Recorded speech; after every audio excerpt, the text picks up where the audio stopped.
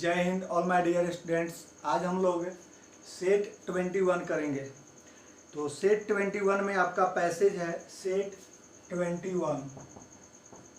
देखिए सेट 21 कहता है कि suppose your son misbehaves towards you और your father one day in his anger is unduly severed to you. कहता है कि सपोज यदि मान लीजिए यदि आपका क्या पुत्र जो है आपके साथ जो है खराब व्यवहार करता है, या योर फादर वन डे या आपके पिता एक दिन आपके ऊपर क्रोधित होते हैं, तो क्या होता है, it is no great virtue to forgive them. तो आप एक बहुत बड़ा कोई मतलब उपलब्धि या कोई बड़ा काम नहीं होगा कि आप उन्हें क्या माफ़ कर दें। यानी अपने पिता को, अपने पुत्र को माफ़ करना कोई बड़ी उपलब्धि या बड़ा काम नहीं है। Suppose a brother of yours does you some harm and you say never mind you are my brother. मान लीजिए आपके ब्रदर कुछ गलती करता है और आप उससे बोलते हैं कोई बात नहीं, कोई बात नहीं, यू आर माई, तुम मेरा क्या हो, भाई हो। उसके बाद कहता है कि उसके बाद आई लेट यू गो, उससे जाने देते हैं। There is no great virtue in that. तो इसमें कोई आपकी जो है एक तरह से वर्च्यू यानी कि कोई आपकी उपलब्धि या कोई महानता नहीं होती है। यानी अपनों को माफ़ करना, दैट मीन्स ब्रदर फादर को इस पैसे में बतलाया गया कि कोई महानता नहीं है। उसके बाद कहता है कि there is no great virtue in that, the difficulty is when you have to forget the sins of your enemy. कठिनाई तब होती है जब अपने एनिमी यानी शत्रुओं की पापों को क्या करते हैं, भूलते हैं, माफ़ कर देते हैं। तो इस तरह से कहता है if your injury and you forgive that then it is a real act of forgiveness. यहाँ पे ही बतलाया कि यदि आप सब रियल फॉरगिवनेस क्या है, माफ़ी क्या है, यानी कि आप अपने शत्रु की जो पापों को यदि भूल जाते हैं, उन्हें माफ़ कर देते हैं, तो आपकी जो है रियलिटी यानी कि आपकी फॉरगिवनेस, माफ़ी उसे कहते हैं। यानी इसमें ही बतलाया कि अपने पुत्रों को, पिता को यदि माफ़ करते हैं तो आपकी माफ़ी इसमें क्या उपलब्धि के रूप में, एक महानता के रूप में नहीं देखी जाती। लेकिन आप अपने शत्रुओं की पापों को, उसके दुर्व्यवहारों को माफ़ करते हैं तो उसमें आपकी महानता को देखी जाती है। उसके बाद कहता है it is that which the Mahatma preaches he says forgive thine enemies which is one of the teaching of Jesus Christ. कहता है कि फॉरगिव थाइन्स एनिमी यानी दुश्मनों को माफ़ कर देना। महात्मा लोग भी ऐसा कहा जाता है कि दुश्मनों को माफ़ कर देना ही क्या एक महानता है। Which is one of the teaching of Jesus Christ, यानी एक जीसस क्राइस्ट ने भी इस बात को कहा था कि मतलब कि आप दुश्मनों को माफ़ करिए तो उसमें क्या महानता आपकी दिखती है। It is a mistake to think Christianity alone preaches the virtue. कहता है it is a mistake to think, यह सोचना गलत होता है प्रीचेज द वर्च्यू यानी उपलब्धि की ओर से कि आप यदि दुश्मन को माफ़ करते हैं तो क्या एक उपलब्धि पाते हैं। लेकिन यदि ये सोचते हैं कि मैं अपने पुत्र हो या फादर हो उसमें कोई महानता, तो उसमें महानता नहीं दिखती। लेकिन माफ़ करना जो है आपके क्या होता है कि बहुत सारे चीज़ को माफ़ हम नहीं कर पाते हैं, इसलिए उसको माफ़ करना जो बड़े होता है उसके बाद जो आपकी फीलिंग होती है वो एक अजब, मतलब कि आपको लगता है कि मैं क्या, एक प्यार दिखता है। तो उसी बात को कहा गया है कि यदि दुश्मन को माफ़ किए तो वहाँ पे जो है आपकी क्या प्यार दिखती है। उसके बाद कहता है now Gandhi is preeminently a Hindu and he says he is living the best part of Hinduism when he himself forgives the sins of enemies and asks people to love them as their friends। वही कहे गांधी जी ने इस बात को कहा था कि आप अपने दुश्मन के दुर्व्यवहार को, पापों को माफ़ कर दीजिए और उसके साथ जो है प्रेम और व्यवहार का परिचय दीजिए। तो इस तरह से आपका पैसेज था। पैसेज में आज फॉरगिवनेस की बात की गई है और फॉरगिवनेस में आपको बतलाया गया किस तरह से। तो क्वेश्चन नंबर फर्स्ट है आपका, कहता है कि होम शुड वी फॉरगिव, हमें किससे माफ़ कर देनी चाहिए। तो अकॉर्डिंग टू पैसेज आपका कौन सा आंसर होगा। तो फर्स्ट का जो है फर्स्ट का सन, फादर, ब्रदर, तो ये आपका नहीं होगा, डैडी हो जाएगा। फर्स्ट का सी यानी एनिमी, तो आपका फर्स्ट का सी। सेकेंड है what is difficult to forget, भूलना क्या, मतलब माफ़ करना या भूलना क्या डिफिकल्ट यानी कठिन होता है। तो तो उसमें कहा गया है since of enemies, since of enemies जो पैसेज में डिस्कस हुआ है। तो सेकंड का ए, फर्स्ट का सी, फर्स्ट का सी, सेकंड का ए, फर्स्ट का सी, सेकंड का ए। थर्ड नंबर है forgive the enemies in one of the teaching of, किसका था, तो जीसस क्रिस्ट, तो थर्ड का सी, थर्ड का सी। फोर्थ नंबर है what virtue of Gandhi ji the author talking about, तो गांधी जी किस उपलब्धि की गांधी जी की बात हो रही है ऑथर के द्वारा, तो फोर का फॉरगिवनेस, डी हो जाएगा क्योंकि फॉरगिवनेस की बात हुई है, तो फोर का डी, फोर का डी। तो इस तरह से पैसेज का आंसर हुआ आपका 1 2 3 4। Move to the question number 5। Question number 5 में है, कहता है कि the to burns one's finger, to burn one's finger, अपनी उंगली को जलना, उंगलियों को जलना मतलब क्या, यानी इसका मतलब आइडियम्स का मतलब होता है कि किसी मतलब हानि पहुंचना, फाइनेंशियल क्या मतलब कि आपको जो है रुपया पैसा या इस तरह से हानि पहुंचना, यानी टू बर्न्स वंस फिंगर्स। तो इस तरह से आपके जो हो जाएंगे 5 का B option, to suffer financial losses, यानी कि टू सफर मतलब आप इकोनॉमिकल यानी पैसा से क्या हानि पहुंचे यानी लॉस होता है जब। तो इस तरह से 5 का हो गया बी। 6 नंबर है a foreigner who settles in a country, मतलब विदेशी जो कंट्री में क्या रहने लगते हैं, सेट कर जाते हैं यानी रहते हैं। तो इसके लिए हम लोग कहते हैं आपके इमिग्रेंट, इमिग्रेंट, इमिग्रेंट, आपके ई जो है इमिग्रेंट, ये होगा सही, इमिग्रेंट यानी कि उत्प्रवासी, जो आपके बाहर से आकर यानी विदेशी लोग आकर किसी कंट्री में बस जाते हैं तो उसको हम लोग इमिग्रेंट कहते हैं। तो 6 का हो जाएगा बी, 6 का बी। 5 का हुआ था आपका, 5 का भी बी था, 5 का भी और 6 का भी बी। 7 नंबर है आपका, कहता है कि Rubik's cube was not popular puzzle in 1980, PQRS है, PQRS। देखिए रूबिक्स क्यूब, रूबिक्स का जो क्यूब था यानी पजल्स के बारे में बात कर था, वाज मोस्ट पॉपुलर पजल इन 1980, 1980 का सबसे मोस्ट पॉपुलर था। अब देखिए PQRS 1 और 6 फिक्स है, अब इसमें PQRS इसके बाद क्या होगा, तो ध्यान दीजिए इसमें है सबसे पहले कि आपका मतलब उसके पजल के बारे में कहा गया 1980, तो उसके बाद हम क्या बात करेंगे, तो यहाँ पर देखिए आप यदि जोड़ सकते हैं तो कोई सब्जेक्ट यानी दो, एक आता है ईट, तो रूबिक्स कब को उसके बारे में डिटेल करेंगे, तो डिटेल करेंगे तो आर से ईट वाज इन्वेंटेड बाय आर्किटेक्ट, और उसके बाद अब आर्किटेक्ट कौन आर्किटेक्ट था उसको बारे में बतलाएंगे। तो उसके बाद जो है आपके पी आएंगे, his name was Erno Rubik, his name was Erno Rubik. तो इसके बाद हो गया आपका आर पी, और उसके बाद जो है एस, the first cube was made of wood in 1977 he produce the plastic version. देखिए आपको क्लू ऐसे ही मिलेगा कि आपके जो है इन 1977 जो ईस्वी सन है, आप एक्सप्लेन करने के लिए लास्ट में उसको लाइए, यानी कि द फर्स्ट क्यूब, यानी एस के बाद क्या आएगा आपके मेड कह रहा है, मेड कब हुआ, तो एस के बाद क्यू, तो एस के बाद क्यू जो है आपका इस तरह से सी और डी है, तो आपके आंसर जो होंगे आर पी भी मिलना चाहिए तो सी हो जाएगा। तो 7 का सी, इसमें जो है आपके ग्रामेटिकली और जो है कंसेप्ट क्लियर होना चाहिए, और एक्सप्लेनेशन जब किसी शब्द को लिखे यानी कोई सेंटेंस है उसके बारे में डिटेल करें, तब उसके बाद अगला सेंटेंस फिर उसके बारे में, तो एक्सप्लेनेशन जो होता है उसके बाद आता है। तो इस तरह से आपको अरेंज जो प्रैक्टिस से आ जाएगी अरेंजमेंट। चलिए 8 नंबर है, कहता है एग्जाम्पशंस, एग्जाम्पशंस मतलब क्या होता है, एंटोनिम पूछ रहा है, ध्यान दीजिएगा। एग्जाम्पशंस मतलब होता है छूट, रिबेट, ठीक है। तो आपके जो है छूट, रिबेट, इसका उल्टा क्या होगा, तो जनरलाइजेशन सामान्यकरण होता है आपका, लिबरलाइजेशन मतलब होता है उदारीकरण, एक्सक्लूजन्स मतलब होता है बहिष्करण, एक्सक्लूजन बहिष्करण, और आपके जो इंक्लूजन्स होता है वह समावेश, एक छूट मिला और इंक्लूड, इंक्लूड मतलब जोड़ना, तो इंक्लूजन यानी उसमें ऐड कर दिए। तो इस तरह से आपके 8 का हो जाएगा डी, 8 का डी। 9 नंबर है आपका सरमाउंट, सरमाउंट पहले भी आया है, सरमाउंट मतलब क्या होता है, एक तरह से जीत, जीत यानी बढ़ना, आगे बढ़ना या जीतना।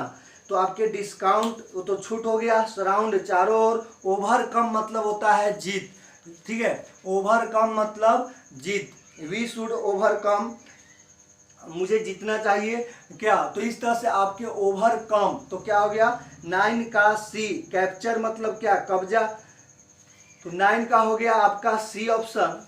उसके बाद 10 नंबर क्वेश्चन है आपका, तो 10 नंबर ध्यान दीजिए, 10 नंबर जो क्वेश्चन है उसमें है I had a test in mathematics, 10 number है I had a test in mathematics, तो क्या होगा, टेस्ट इन नहीं होता है, टेस्ट ऑफ, आप मैथमेटिक्स कहने का मतलब ये है कि आप कहते हैं आई हैड, मुझे देना पड़ा, टेस्ट इन, मैथ में आप किसी चीज में इंटर करके थोड़े दिए हैं मैथ्स, इसमें घुस के थोड़े इसका टेस्ट दिए हैं, तो टेस्ट ऑफ होता है, टेस्ट ऑफ, तो इस तरह से प्रीपोजिशन का एरर है। 10 का हो जाएगा आपका बी, टेस्ट ऑफ। 11 नंबर है the chief minister had no time to pay attention on, आपके ये भी फिक्स प्रीपोजिशन का है, pay attention to, pay attention to आपके यूज होते हैं जिसका मतलब ध्यान देना, पे अटेंशन टू, तो 11 का हो जाएगा C, remove on put to.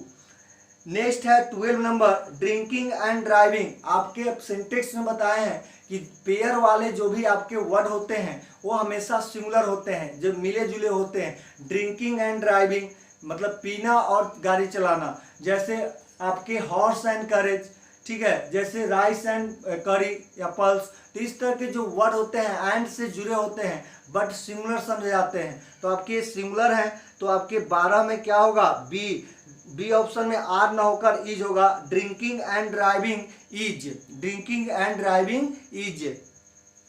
इस तरह से 13 नंबर है sometimes it is good to your soul in front of your friends, कह रहा है कि आपके 13 नंबर में कि sometimes it is good to your soul in front of your friend, कभी कभी क्या अच्छा होता है कि अपने दोस्तों के साथ, अपने दोस्तों के साथ क्या करना, अपने दोस्तों के साथ जो आप अपने दोस्तों के साथ अपनी मन की बात को, फीलिंग को कहना क्या होता है, अच्छा होता है। देखिए यहाँ पे एक फ्रेज आता है, वह फ्रेज है आपका bare your soul, bare your soul, BARE, 13 का बी ऑप्शन होगा जिसका मीनिंग होता है bare your soul. Bare your soul का मतलब होता है अपनी, मतलब क्या, फीलिंग्स को, किसी अपने सीक्रेट फीलिंग को, यानी कि अपने निजी फीलिंग को किसी दोस्तों को बतलाना, बेयर ऑफ क्या, बेयर योर सोल कहलाता है, आइडियम फ्रेज है, इसको याद रखिएगा। बाकी तो आपके जो है इसमें वह 13 का है, बहुत इंपॉर्टेंट है, पीछे बार एग्जाम में भी आया है ये बियर वाला, बियर बियर, और देखिए 13 का ए बियर, BER, बियर मतलब भालू होता है, बियर आपका जो होगा फ्रेज में आ जाएगा, 13 का बी आंसर है। बियर BEER, बियर शराब होता है, और BAR बार, बार मतलब मधुशाला, तो इस तरह से आपके 13 का हो गया बी।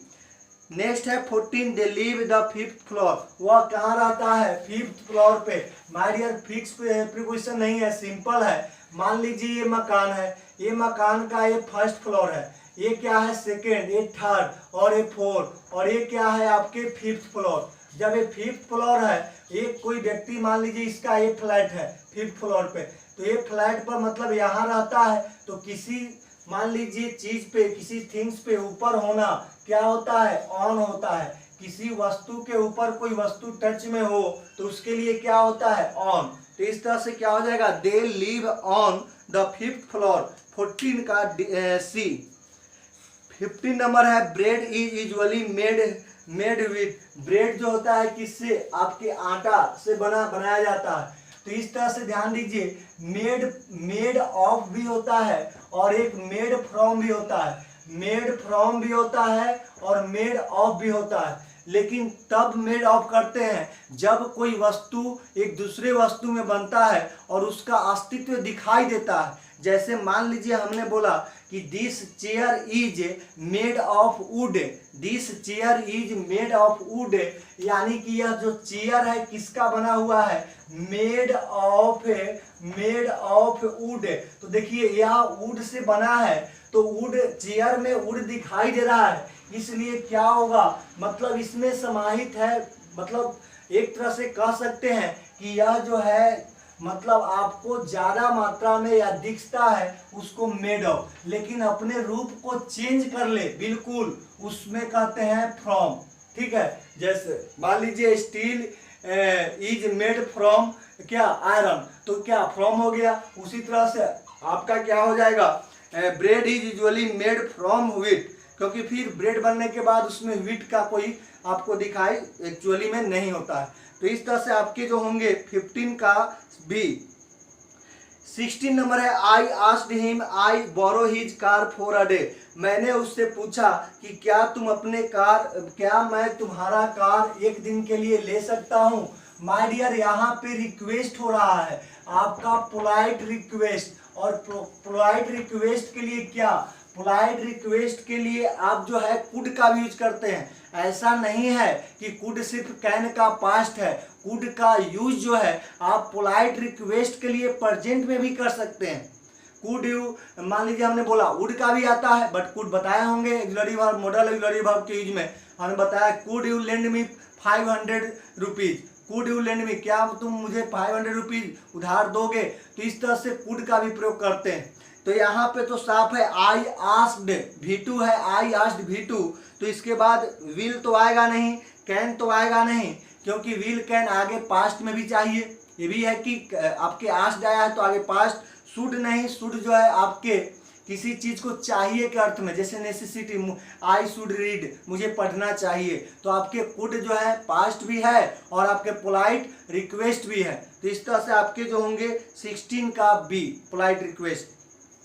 17 नंबर है when the weather was cold I wear monkey cap. देखिए जब क्या होता है, जब वेदर मौसम जो है क्या, जब मौसम क्या ठंडी होती है तो मैं कैप पहन लेता हूँ, मंकी कैप पहनता हूँ। तो यहाँ एक तरह से आपके आगे क्या बतला रहा है, हैबिट को बतला रहा है। और मैंने बतलाया था कि हैबिट किसका यहाँ पे है, प्रेजेंट का, पास्ट का भी होता है लेकिन आपके हैबिट तो प्रेजेंट में बनेगा। हैबिचुअल एक्शन किस में बनता है, प्रेजेंट में। तो इस तरह से आपके क्या होंगे, सब्जेक्ट प्लस V1, तो आपके व्हेन से ही आएंगे, क्योंकि जब का दोनों काम एक साथ नहीं, जब वैसा होता है तब वैसा करता है। तो आपके when weather is, my dear आपके जो है व्हेन, देखिए व्हेन द इसलिए होगा, समझिएगा द इसलिए होगा क्योंकि हम मौसम के नाम के पहले आपके जो है आर्टिकल नहीं लगाते हैं, द समर द विंटर नहीं, लेकिन लैंग्वेज के नाम के पहले आर्टिकल नहीं लगाते हैं, द हिंदी द इंग्लिश नहीं,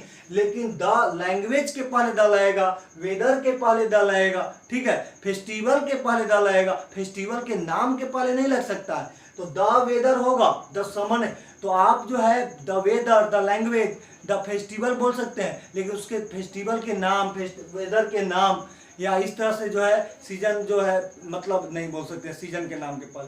तो इस तरह से आपके द वेदर होंगे।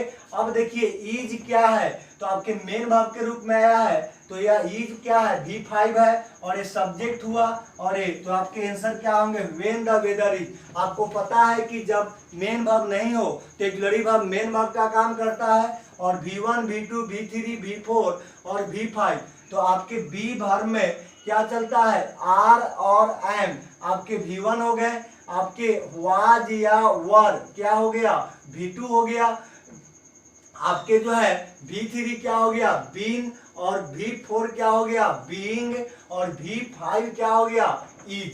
तो इस तरह से आपके जो है क्या है, बी का फॉर्म मेन वर्ब है V5, ठीक है। आई एम आई स्टूडेंट कौन टेंस है, तो सब्जेक्ट प्लस V1 क्या आपके present indefinite. I you are my friend कौन टेंस हुआ, subject plus V1 present indefinite. You was a king आप एक राजा थे कौन टेंस हुआ, subject plus V2 past indefinite. इस बात को ध्यान रखिएगा, जब मेन वर्ब नहीं हो तो ऑक्सिलरी वर्ब मेन वर्ब का काम करता है। 17 का हो गया आपका बी, 17 का बी। चलिए 18 नंबर पे आइए। 18 नंबर है find the correctly spelled word occurrence. Occurrence लिख के देखिए, आप जो भी वर्ड है लिख के देखिए, वही वर्ड आएंगे जो आप सुने होते हैं, अक्रेंस, ठीक है, घटना होना। तो इस तरह से अक्रेंस OCCURRENC 18 का बी। 19 नंबर है the students they are laughing at the old man. My dear double preposition का है, लाफिंग एट पहले से आया हुआ है, फिर भी बाय लगेगा, ठीक है।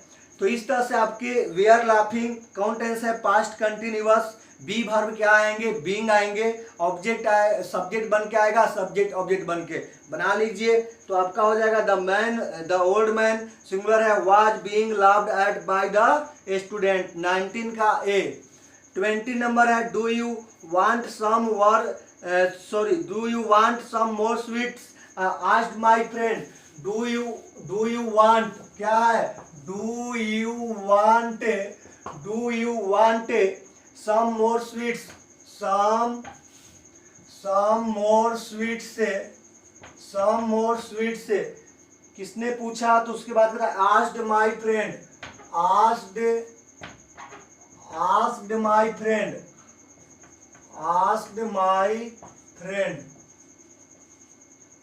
My friend. देखिए इसका नरेशन, डू यू किसका है, आपका इंट्रोगेटिव हुआ, और आपको बताए थे कि इंट्रोगेटिव में आपके रिपोर्टिंग वर्ब क्या होगा, तो रिपोर्टिंग वर्ब आस्क्ड है, पास्ट में आस्क्ड हो जाएगा।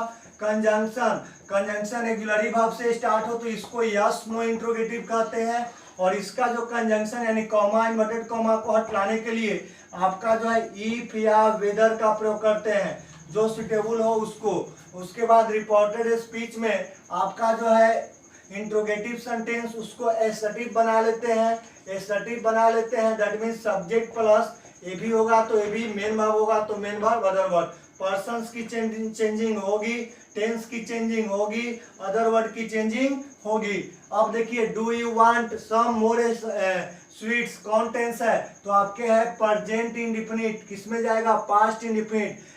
इंट्रोगेटिव है आपका क्या बन जाएगा, एसर्टिव बनेगा तो क्या हो जाएगा, सब्जेक्ट प्लस V2, यानी कि आपके ये चेंज होंगे।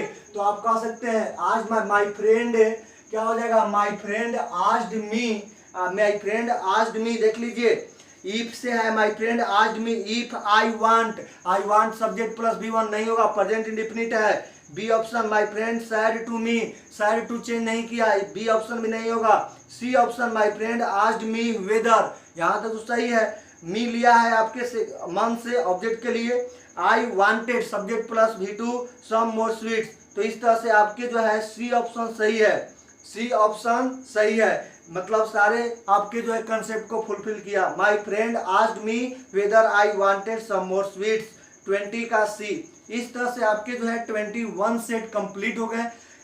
पढ़ाई करते रहिए, आपके जो है जितने ज़्यादा प्रैक्टिस कीजिएगा उतने ही जो है आपकी एक्यूरेसी और स्पीड बढ़ेगी, और जो है आपके 20 में आपके जो सपना है 20 में 18, 19, 20 लाने का वह पूरी होगी। मेहनत कीजिए। Thank you, all the best, take care, जय हिंद। मिलते हैं सेट 22 के साथ।